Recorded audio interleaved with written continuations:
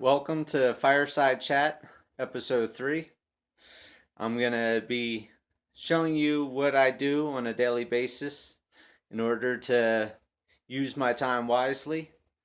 Normally, when I'm sitting here in front of the fire, I'm watching videos or YouTube videos or movies.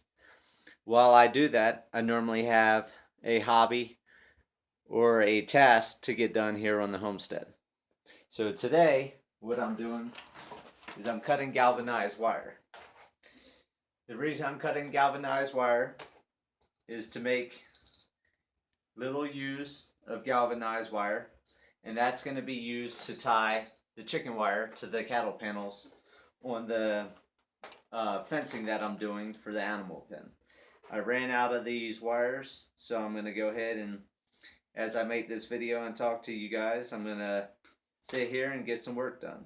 And then eventually I can get back outside and get more of the fencing put up, catch the rabbits, get the rabbits put back in the pen.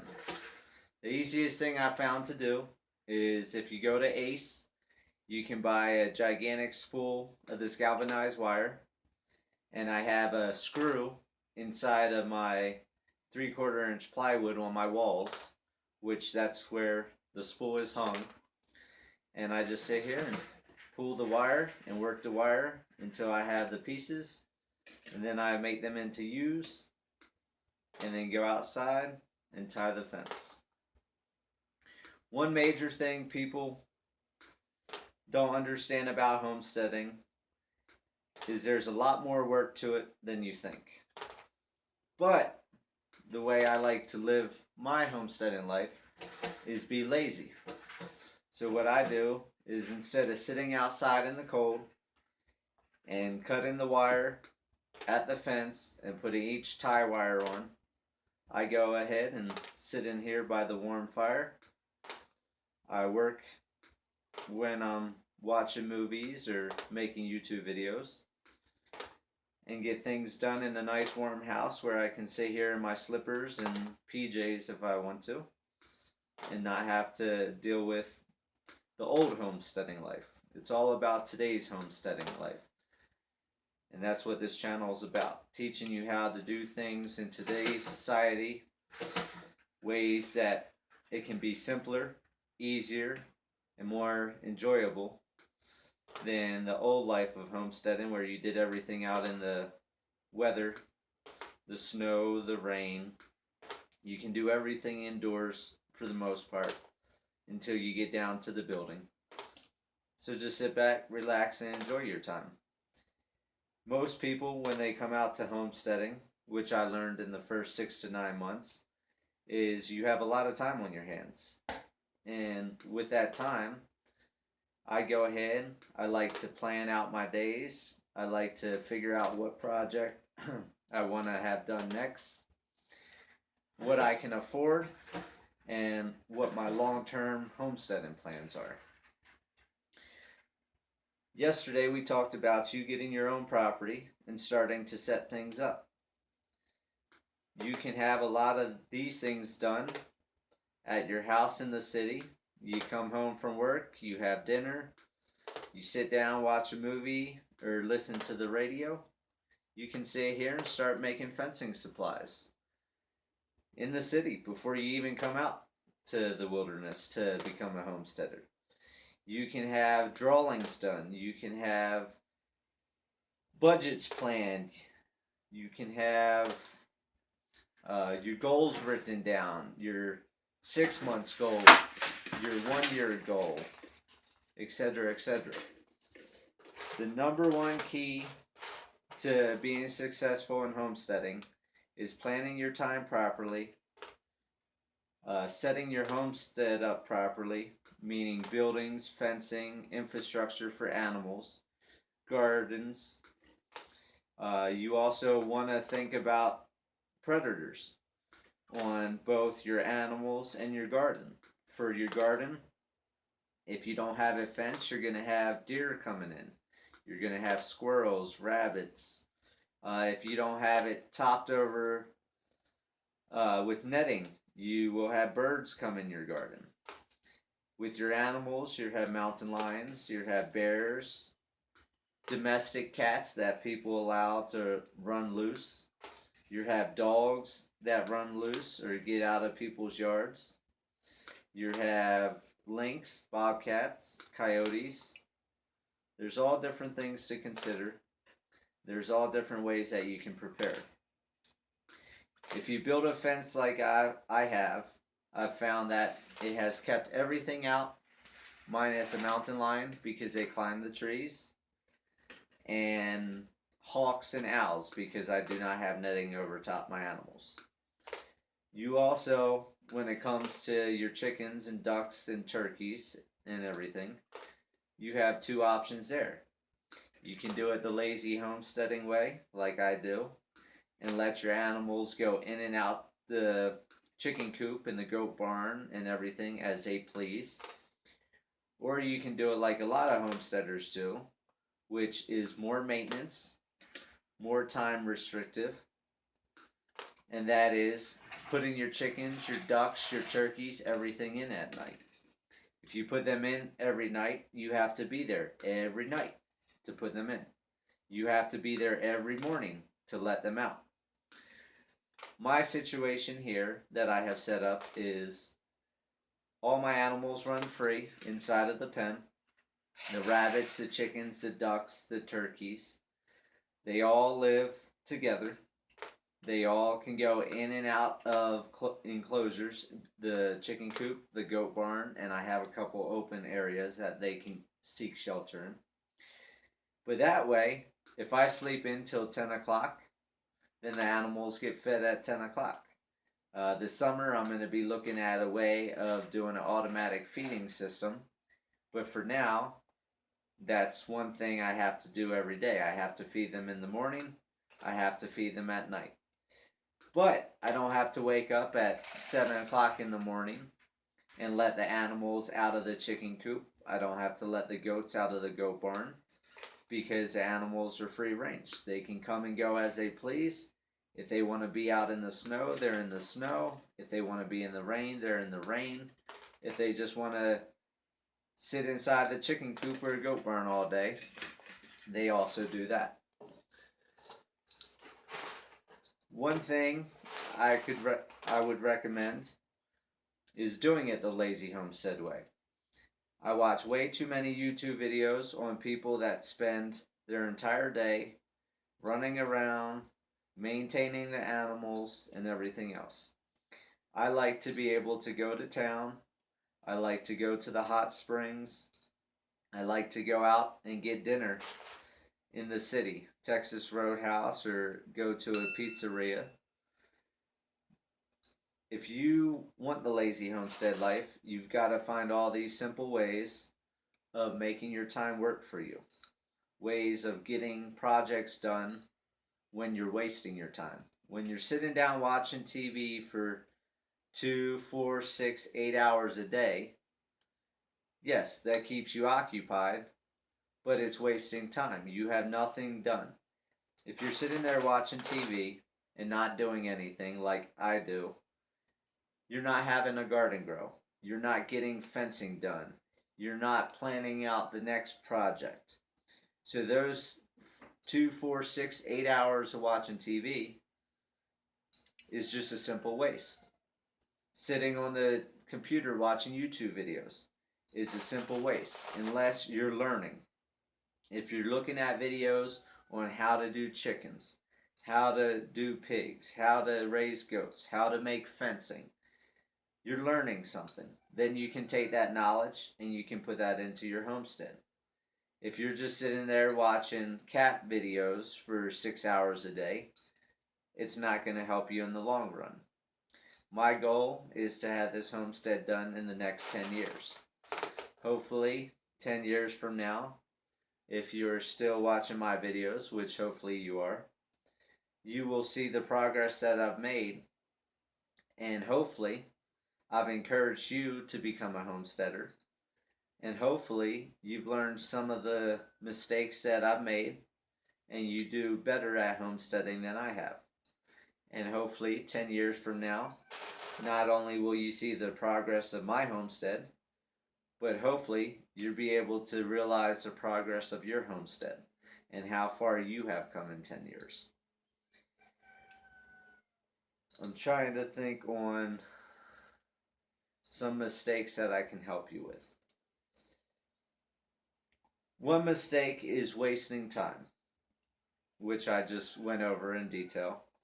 I used to sit around, watch movies all day, hibernate all winter, and then spring would get here, and I would be in a mad rush to try to get everything accomplished in the 6 months that I have to work with.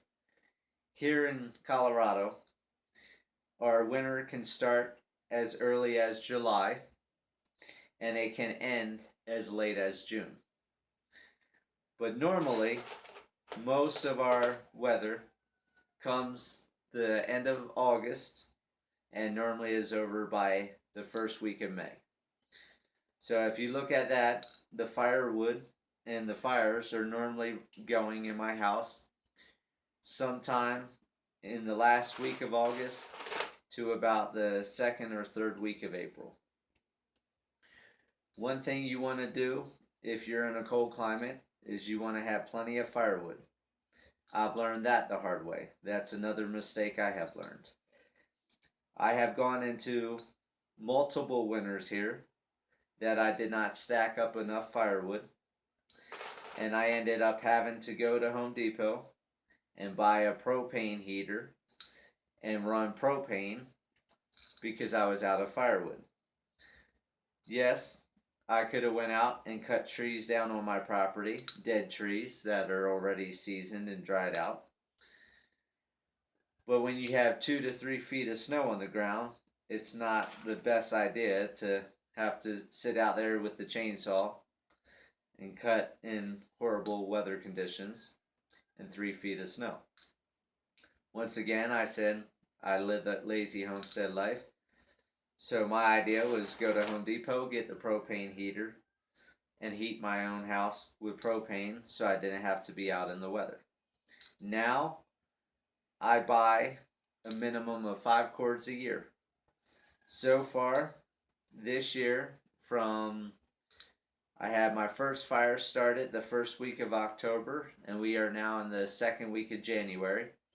I have gone through just under 2 cords of firewood, which means I have another 3+ cords of firewood sitting outside, which should make me or make it to April when I don't have to build a fire anymore. My goal next year is I plan to have 6 cords of firewood on the property at all times. It looks like I will probably go through about 4 cords a year, but I want to have 2 extra cords just to be on the safe side if we have a really harsh winter.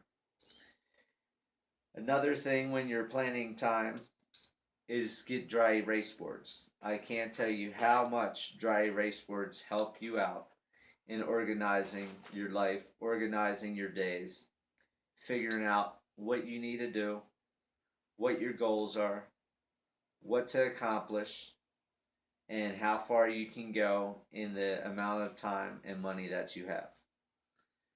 One of the things I did was I found dry erase boards in the dumpster. So I had no money invested.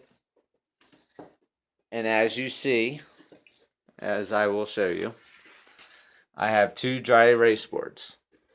I have one, let me go ahead and click the light on. I have one gigantic one that I have set up, and I have 2 months in advance set. So I have February and I have January. And basically, as you see, today is Tuesday, January 10th, and I have fencing. And I write down what to do every day. And as you see, into February, the fencing continues. And then about the 21st, I'm going to start working on my hygge culture beds. And then the next thing I do is every month, I write down what I'm doing, what needs to be done. I have my water filters that I change February, June, and October. And then I have to water my batteries for the solar. I check them to make sure they're all topped off so I don't run my batteries dry and kill them. The next thing I have my monthly task for January, which is finishing the fencing. And then I also have to dig out the first pen, my original pen, the animals between the feces, the dirt, and the digging. I have about a foot and a half of dirt at the bottom fence. So the fence is about a foot and a half buried. So I'll be digging that out, and I'll be taking that dirt with the feces and everything and mixing that inside my hooger culture bed. And then come April, I'll get a truck of good garden soil to put on top. And that will be the start of my hooger culture beds. Then I have my quarterly task on things I want to do in the next 3 months. And then I have my yearly task for 2017. If you are prepared and you have all your goals written out and you have all these things down, then you can get more homesteading done and be better prepared and get things finished quicker. Another reason why you see fencing on so many days is because if there's a snow day, I can't do fencing. If it's pouring out rain, I'm not going to do fencing. Or if I just don't feel well or just want to relax for the day, I won't do fencing. So what I do, instead of putting fencing on the 10th and a new task on the 11th and a new task on the 12th, etc., then you get behind and then you start feeling overwhelmed and it becomes a headache. This way, you have a 2-week or 3-week goal of getting a project done. And once that project's done, then you can erase all the extra days and start putting on the new task. Another thing for homesteading is, how do I say this? I would recommend when you're homesteading to look at your area, look at the weather, and have multiple outfits. You want to have boots or hiking shoes that are comfortable to work in. You want to have wading boots, so when you have snow and mud, you're not tracking mud all throughout your house, and you can slip the wading boots on and off. Then you want to look at clothing. You want to make sure you have clothing that is waterproof, that you can work in the rain, because if you have an injured goat or you have animals that are in need of help, you're able to go out in all different type of weather, rain, snow, sun, wind. So you want to have weatherproof gear. You want to have waterproof outfits. You want to have snowproof outfits. You want to have outfits to work with fencing or barbed wire. If you're working with barbed wire, I would recommend you get heavy duty leather gloves. If you're working with razor wire, you're going to want heavy duty gloves. When you're doing dirt work, you're going to want gloves that are comfortable, that are tough, that are going to last. When you're moving rocks, you're going to want heavy duty gloves. Then you got to look at hats. I recommend hats and bandanas for the summer when it's hot and humid or you're in the sun all day. You're going to want something to cover your face. You're going to want something to cover your neck, your back. Another good thing to have are sunglasses. What I do is I buy safety glasses at Home Depot and I get the tinted safety glasses. They're not 100% stylish, but they work.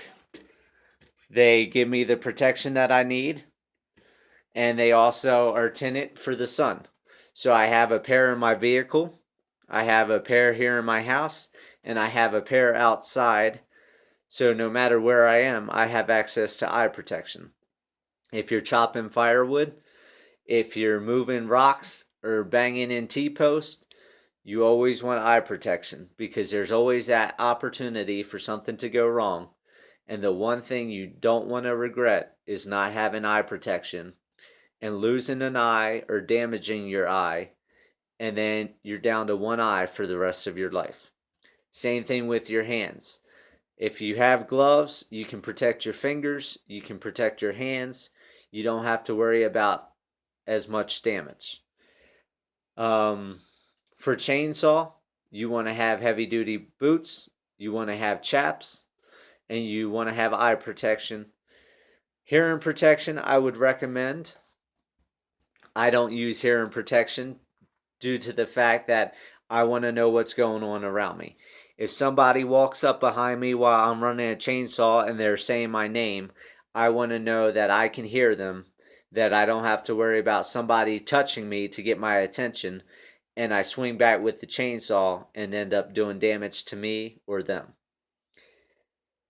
On the next episode of our fireside chat, I'll go into detail on the animals, and it won't be here at the wood stove that I have built.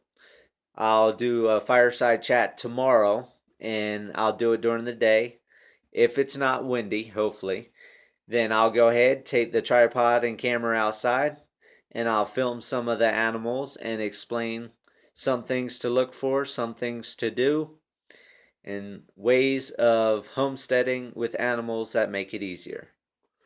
That's it for this episode. Have a great day, and hopefully you guys enjoy this. If you have, please thumbs up, comment, share, or leave a comment to let me know what I can do to improve, what I can do to continue that I'm doing correctly, and if you enjoyed this video. Have a good day. Live happy, live free. That's the only way to be.